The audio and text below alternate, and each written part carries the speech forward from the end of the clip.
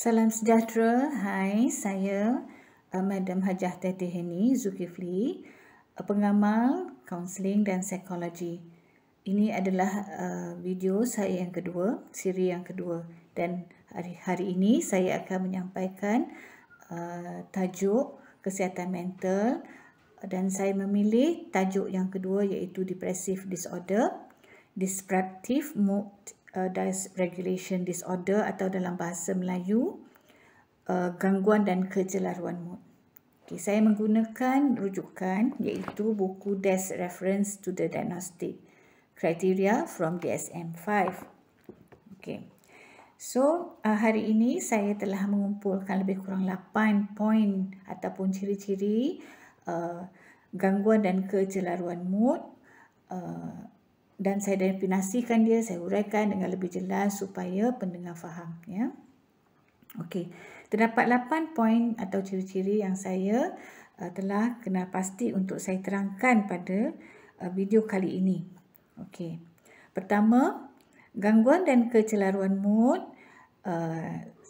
perlu pendengar tahu bahawa maksud dan definisi perlu lebih jelas. Ya, kita perlu tahu apakah itu gangguan dan kecelaruan mood.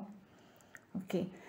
Sebelum poin atau ciri-ciri dengan lebih jelas diberitahu, saya perlu menerangkan definisi ledakan perangai atau temper outburst. Ya. Maksud temper outburst dalam bahasa yang mudah atau bahasa Melayu yang saya kenal pasti iaitu ledakan perangai.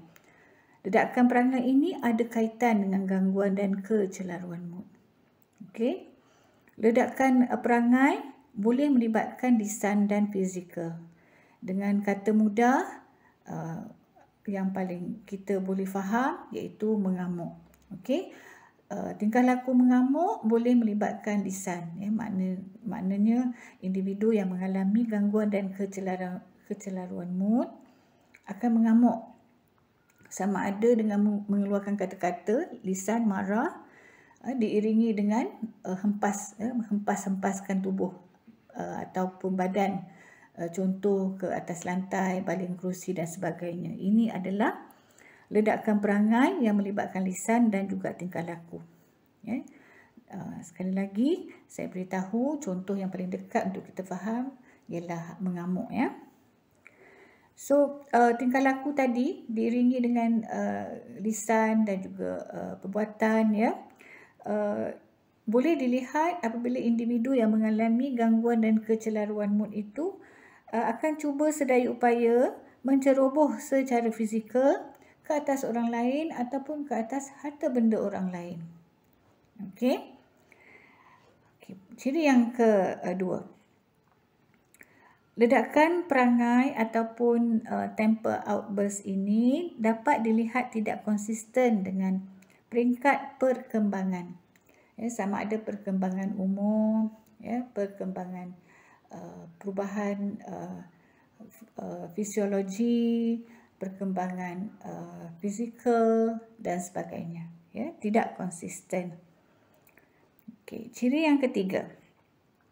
Ledakan perangai ataupun temper outburst ini boleh berlaku pada purata 3 kali atau lebih jumlahnya dalam masa seminggu. Okey. Ciri yang keempat. Ledakan mood ataupun temper outburst ini boleh dilihat, ya, dilakukan secara berterusan oleh individu yang mengalami gangguan kecelaruan mood. Okey, mereka akan berasa marah selama sehari suntuk ataupun dalam beberapa jam. Kesan ini dapat dilihat oleh ibu bapa, guru dan rakan sebaya. Okey, ciri-ciri yang kelima yang dihidapi, okey, oleh individu yang mengalami gangguan dan kecelaruan mood. Okey. Pada ciri yang kelima, menurut pakar, ya, mengatakan bahawa ciri 1, ya, hingga ciri 4 kalau digabungkan boleh wujud selama 12 bulan atau berterusan, ya, atau dalam masa yang panjang. Okey, dalam tempoh ini, individu yang mengalami gangguan dan kecelaruan mood, sekiranya mereka adalah pesakit wanita, tidak akan mengalami gangguan period atau datang haid selama 3 bulan atau lebih. Okey. Ciri yang seterusnya.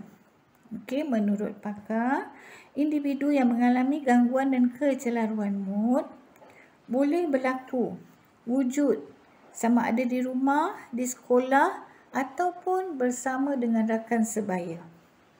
Okey, ciri yang seterusnya. Menurut pakar, ya, diagnosis tidak boleh dibuat pertama kali sebelum mencapai usia 6 tahun atau selepas 18 tahun. Okey, saya terangkan maksudnya. Ya, begini. Sehinggalah individu itu berumur 6 tahun. Okey. Ataupun individu yang mengalami gangguan dan kecelaruan mood ketika berusia 18 tahun. Barulah diagnosis boleh dibuat dan diterima secara sah dan dijadikan bahan rujukan oleh pengamal kesihatan, pengamal undang-undang, ya, dan pengamal perundangan. Okey. Ciri yang terakhir untuk video saya kali ini, melalui sejarah dan pemerhatian, individu yang mengalami kombinasi antara ciri 1 hingga ciri 5 ini biasanya boleh berlaku pada individu bawah 10 tahun ataupun berusia 10 tahun.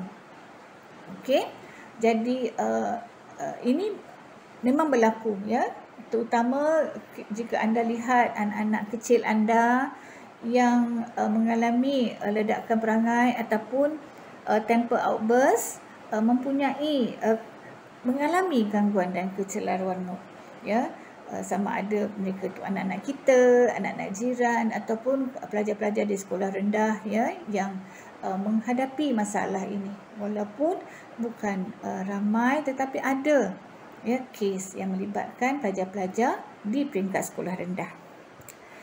Jadi saya rasa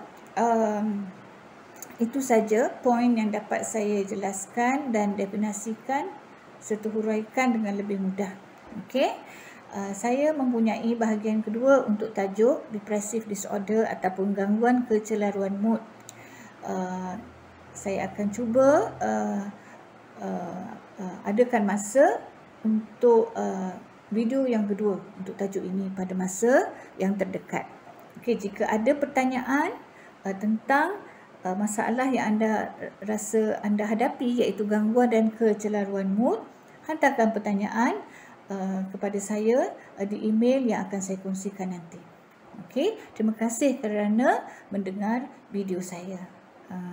Saya doakan semoga kita semua sihat. Ya. Terima kasih.